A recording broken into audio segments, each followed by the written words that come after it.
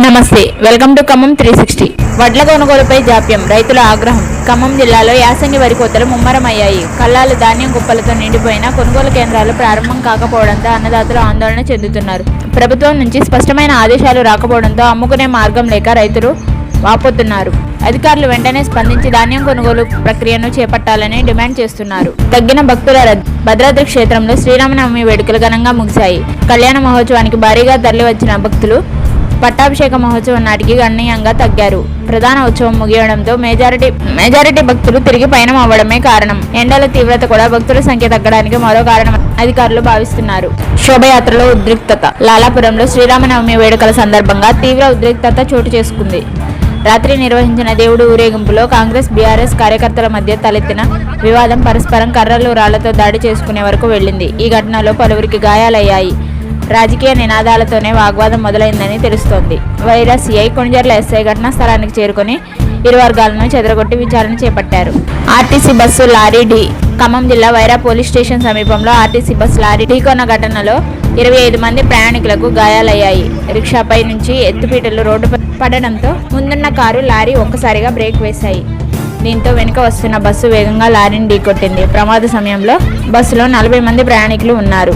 నేడు జాతీయ లోక్ అదాలత్. ఖమ్మంలోని న్యాయ సేవా అధికార సంస్థ కార్యక్రమంలో లోక్ అదాలత్ నిర్వహించనున్నారు. జిల్లా ప్రధాన న్యాయమూర్తి జి రాజగోపాల్ ఉదయం 10 గంటలకు దీన్ని ప్రారంభిస్తున్నారు. ఎక్కువ కేసులు పరిష్కరించేలా అధికారులు న్యాయవాదులతో ఇప్పటికే పలుమార్లు సమావేశాలు నిర్వహించారు.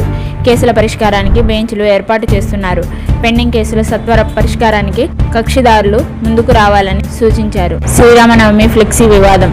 పాల్వంచ పట్టణంలోని 39వ డివిజన్లో శ్రీరామనవమి సందర్భంగా ఏర్పాటు చేసిన ఫ్లెక్సీ వివాదం తీవ్ర ఘర్షణకు దారితీసింది. బీఆర్ఎస్ కార్పొరేట్ గోవాడ గుణచరిత్, సీనియర్ నాయకుడు బేతం శెట్టి విజయ్ మధ్య ఫ్లెక్సీ ఏర్పాటు విషయంలో మొదలైన విభేదాలు తీవ్రమయ్యాయి. ఈ క్రమంలో గుణచరిత్ ఇనపరాటుతో విజయ్ తలపై దాడి చేయడంతో ఆయనకు గాయాలయ్యాయని సమాచారం.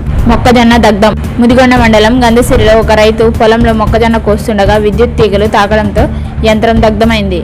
అదృష్టవశాత్తు డ్రైవర్ హుస్సేన్ సకాలంలో కిందికి దూకడంతో గాయాలతో బయటపడ్డాడు. ఈ ఘటనతో రైతుకు తీవ్ర నష్టం వాటిల్లింది. ఆలయ ఈవోను అడ్డుకున్న పోలీసులు. భద్రాద్రి శ్రీరామనవమి సందర్భంగా ఆలయ కార్యనిర్వహణాధికారి దామోదర్ రావును పోలీసులు ఆలయంలోకి వెళ్లకుండా అడ్డుకున్నారు. ముఖ్యమంత్రి కళ్యాణానికి హాజరవ్వడంతో ఆలయ పరిసరాలను పోలీసులు తమ ఆధీనంలోకి తీసుకున్నారు. ఈవోను దాదాపు 40 నిమిషాలు నిలిపివేయడంతో ఆలయ సిబ్బంది నిరసన తెలిపారు.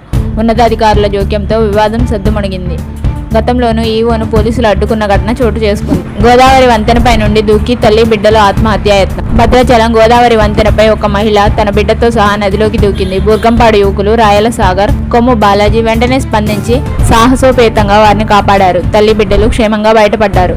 పోలీసులు దర్యాప్తు చేస్తున్నారు. ఈ ఘటనపై మరిన్ని వివరాలు తెలియాల్సి ఉంది.